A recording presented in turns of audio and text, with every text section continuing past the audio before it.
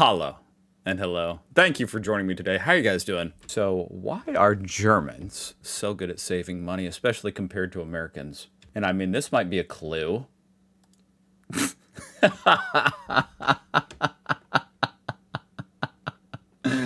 Holy crap. I mean, I generated this after, I was going to make this video. And then I was like, let's just look this up.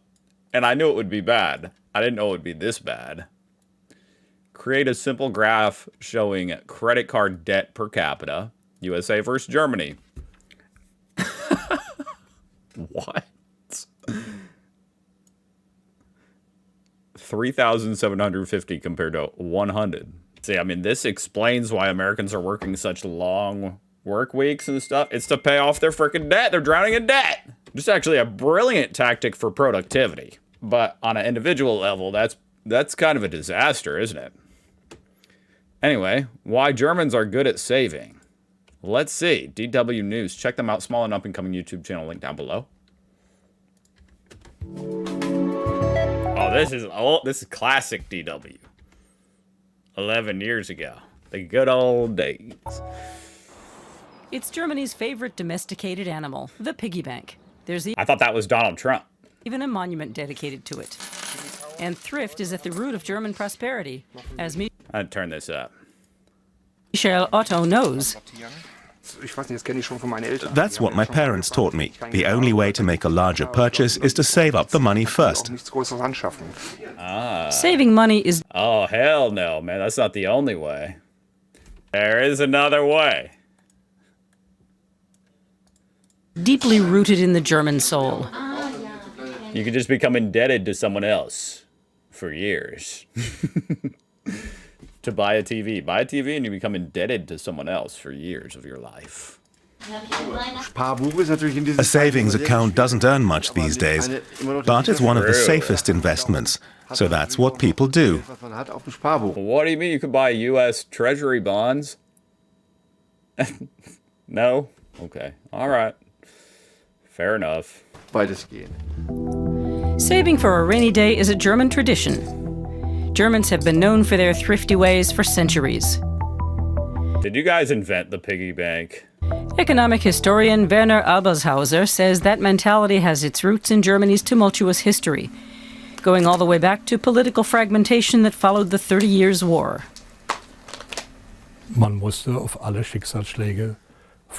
People had to be prepared for misfortune. For example, in the event of illness, or the death of an important family member, or to support their children's education, and send them somewhere to learn something. In situations like that, people needed to have quick access to their financial assets. That is pretty remarkable, that ripples from the history, make such a major influence today. In many different ways, but one of them being, this. That you guys save money because of, stuff that happened hundreds of years ago. It's just in your culture. It's really interesting to me.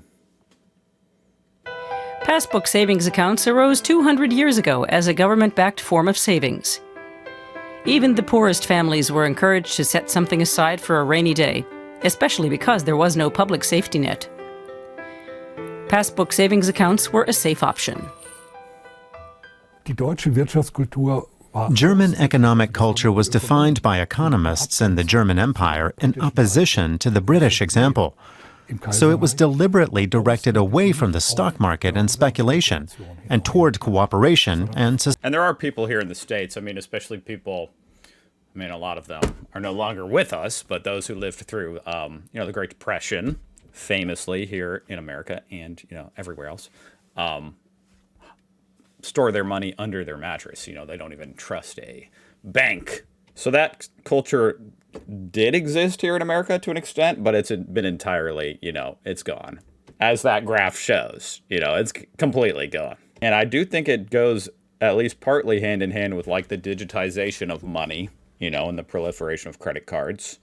But also just the fact that they're digital. Yeah. Like Germany has resisted going entirely digital and still uses a lot of cash. And, and there's something psychological about spending cash where it feels much more real.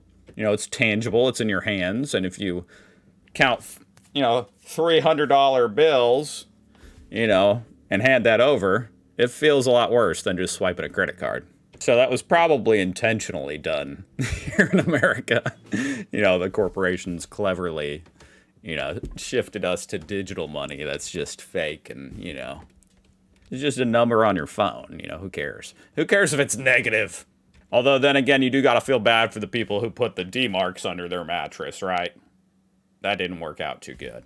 I mean, if I was going to go that route, I'd probably buy like some kind of like precious metal or something, Because that's the unfortunate thing. Even and people, it's kind of unintuitive, right? A little bit. I mean, most people know this, obviously, but even just holding a currency has risk. Especially when the people leading your government, when the currency is not backed by anything and the people leading your government, like in my case, are morons. Holding your wealth in that currency is not, risk-free. I mean, it's absolutely insane how much less a US dollar is worth today compared to just 6 years ago. Because, of course, inflation compounds, and it went up to like 9%. So it's like, it's probably worth 50% less at this point, which... mind-boggling. Literally mind-boggling. So that's why I hold my money in Pokemon cards. See? No, I actually don't have very many Pokemon cards. I don't want someone like breaking in and trying to steal my Pokemon cards. Right? I only have 2, and they're worth like $30. And toward cooperation and sustainability. Time and again, devaluation ate away at these savings, whether due to the Great Depression, hyperinflation, or currency reforms. But the German people's savings mentality remained unbroken. The ideology of savings got a huge boost in the 1950s, after the Second World War. Everything had to be bought all over again. Or maybe not everything, but a lot of things. And purchasing or consumption on credit was not very popular. Although I will say that the interesting thing that like something like this doesn't, illustrate is that, of course, one man's debt is another man's asset. Someone owns that debt. So, this is probably indicative of just there being a lot of rich people and a lot of poor people, bad wealth distribution. It's not like everyone's in debt. Half the country is hugely in debt, and then the other half owns that debt and is hugely rich. To this day, even youngsters are encouraged to save up. Money belongs in a savings account where it's safe, even when interest rates are low and savings melt away. Still, a nest egg is essential. You shouldn't spend what you don't have. We learn that along with our multiplication tables. And as long as you follow that rule, we don't learn that. You'll stay in the black. What's funny is it's like on an individual level, debt can be disastrous, right? But like I was alluding to, like on a national level, it can actually, prop up the economy, which is kind of funny. It's very weird. It's kind of impossible to fully comprehend, right? I'm not pretending I do. It's just interesting how that is. And when Germans do break into their savings, it can only be for something truly important.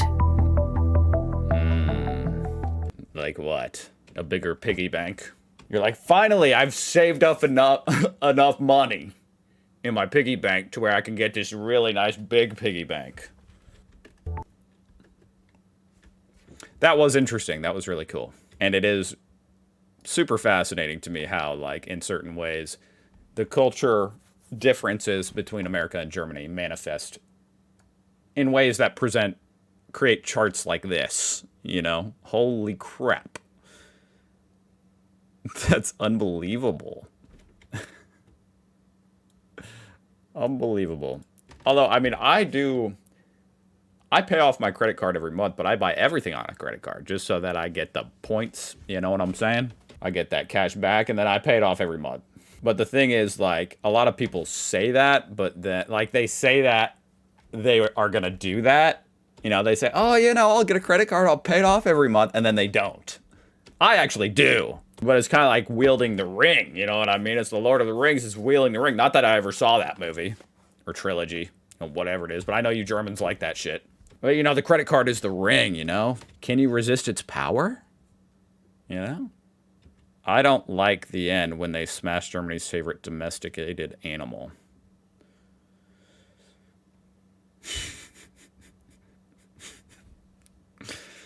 Yeah. Savings create wealth. Okay, that's a very simple... as long as there's not hyperinflation or inflation. Yeah, that's good. I guess I'm a bad German, this guy says. That's hilarious. At least you acknowledge it, dude. You're the one with 93 euros in credit, or 92 euros in credit card debt, huh? Bad German. Save money plus investing in money market mutual funds. Wow, I've never actually seen someone... Like, that sounds just like the South Park quote, you know? That's a good idea. That's a good idea. Equity funds, REITs, and crypto is best. 4 years ago. I'm laughing, obviously. I mean, if you're a, you know, crypto bro like me, then you know crypto has performed terribly. I'm not really a crypto bro. I just like Ethereum. But it sure has performed terribly. So that's just funny in hindsight, right? You know, crypto's the best! Most cryptos are freaking total fraud. Total fraud. I really mostly like Ethereum just because of its, you know, promise of a more open, inclusive, accessible financial system. Anyway, what the hell am I even talking about, guys? What am I talking about? Why am I talking about it? Nobody knows. The video's over. Thank you very much for watching. I'll see you guys tomorrow. Bye.